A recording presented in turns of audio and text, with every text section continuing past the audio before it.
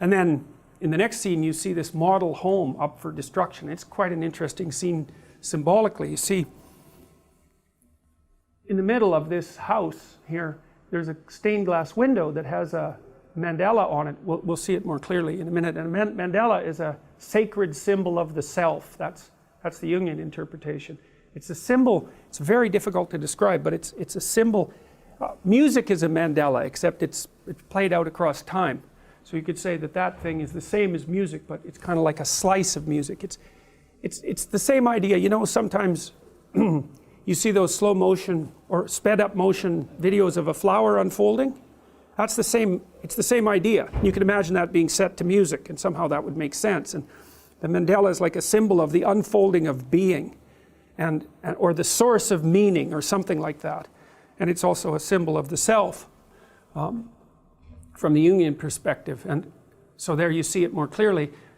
The kids are starting to burn this place and to trash it, and they're dragging a grand piano down the stairs. The destruction of high culture, about which they're nothing but cynical, because they don't believe that hard work and sacrifice can produce something of any value, and they want to bring it down and destroy it.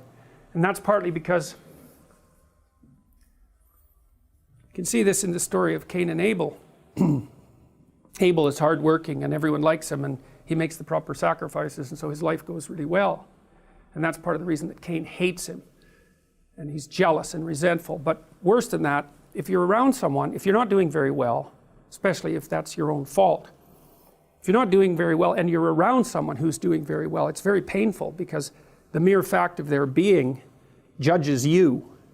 And so it's very easy to want to destroy that ideal, so that you don't have to live with the terrible consequences of seeing it embodied in front of you.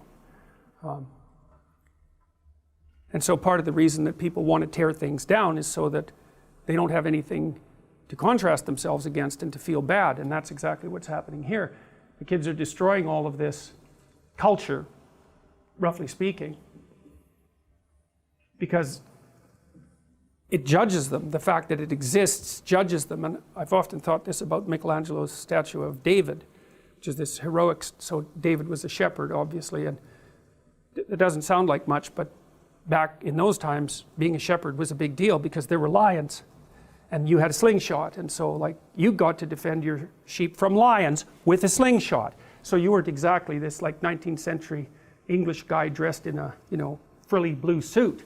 You were tough as a bloody, well, as someone who would go after a lion with a slingshot. It's no joke.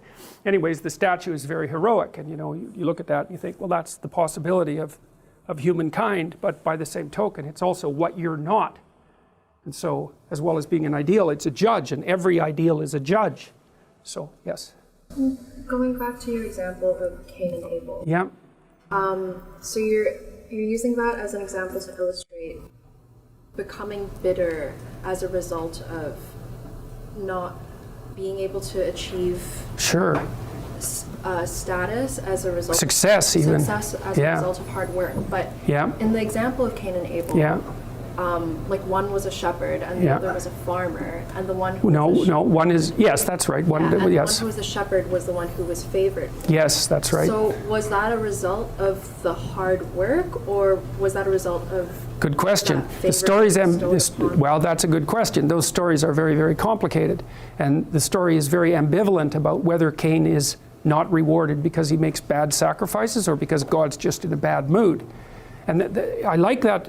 If you read the story, I've read multiple translations of the story, and when Cain comes to God to complain, God basically tells him, look, buddy, before you go about criticizing the structure of reality, you should look to your own inadequacies. He says, sin crouches at your door like a predatory, sexually aroused animal, and you invited it in to have its way with you, and something has emerged as a consequence.